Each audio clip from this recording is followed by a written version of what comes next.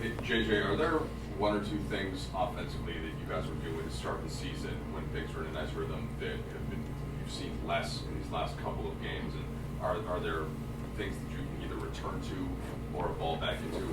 How would you describe that on offense? Yeah. First of all, just want to apologize for my tardiness. The art crowd really, they know how to pack the streets.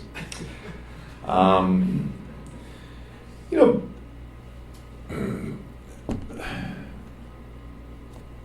we've been really good for the most part about taking care of the basketball.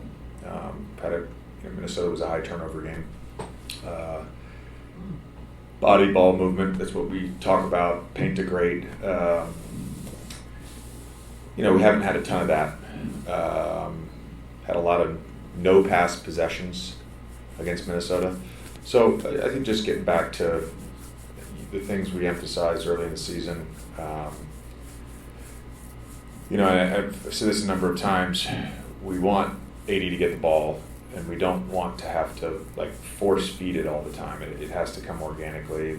We've made that known. We've talked to the team about that. We've shown it on film. There are ways for him to get the ball in good spots without us having to slow things down and force feed it.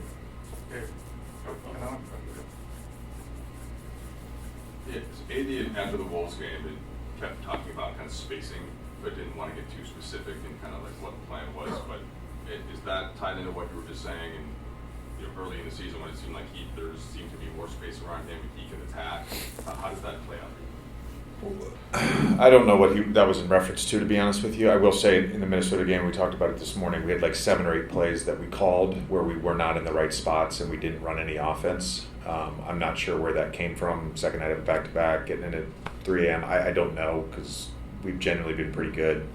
But we've just had some slippage. We had 2 ATOs the other night where not against Utah, the previous home game, where called a play, drew up a play, guys didn't know what they were doing.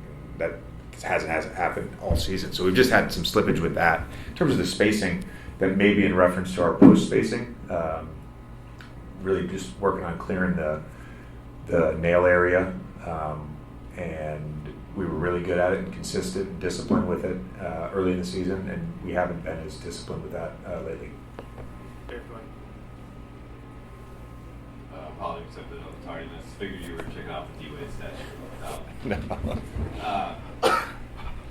When zooming back to going into the year, how much of your team structure that you put into place was considering where LeBron was at this specific stage of his career, and kind of how did you mold your vision taking that into account? Certainly played a big part of it. We want LeBron to have the ball. We want him to have the ball in good spots. We also don't want him bringing the ball up against full court pressure and wearing himself out. So, with different lineups and Austin being out, I've said it, but Austin's the guy that gives us thrust and pop and paint touches in the half court and movement off the ball. He's our best mover in the half court. We miss that. We also miss having another ball handler on the floor. That really has a big effect. Even, just drawing up ATOs when you only have one, maybe LeBron on the court, it really limits you in what you can do. So that all of that it's all part of it, I think. Yeah. How close is Austin? We saw him do some stuff today a little bit. Is he close? We hope so. I have no, other than day to day, And then, I guess more holistically, when things are going bad, as a coach, has your approach been more, let's take a big picture, look at this, about 500, has it been more calm, or have you been more sense of urgency, like these things are trending in horrible directions, we need to fix them? I've been calm. I think from learned experience, you have to have a level of positivity about things, but you also have to have a level of realism about things, and finding that balance is part of coaching, I think.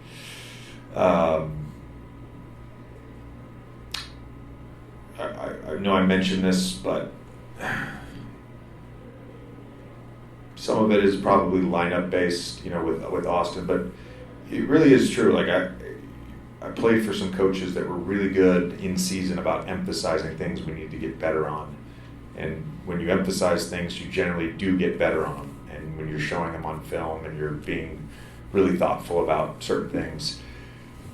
And if you don't emphasize other things that you think you're good at, you can have slippage and you just revert back to old habits. And truthfully, not even necessarily bad habits, just like old habits. But the new habits that we're trying to build, that's what we think is best for this group.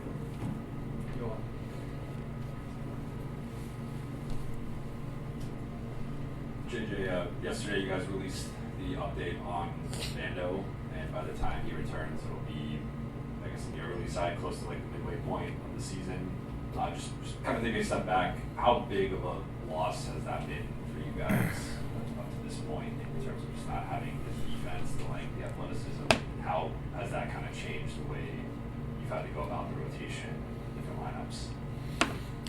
Yeah, it's had a big impact. Certainly on the defensive end and the rotations. We all want Vando back on the court. It's sometimes recently even we've had games where we played small when 80's off the floor. That would be Vando in there. So it's had a big impact on our defense and then our rotations. I mean, it's glaring when guys are out and rotation players are out. Going back to AD, you mentioned the spacing sometimes on post ups not being right. Over the stretch where the offense been in a funk, his paint touches are down, his free throws have dropped dramatically. How much do you see that being a result, not just in the spacing, but also how teams are defending him, sitting more biased toward him? Yeah, AD's at his best when he's on the move, and we're not moving right now. It's as simple as that.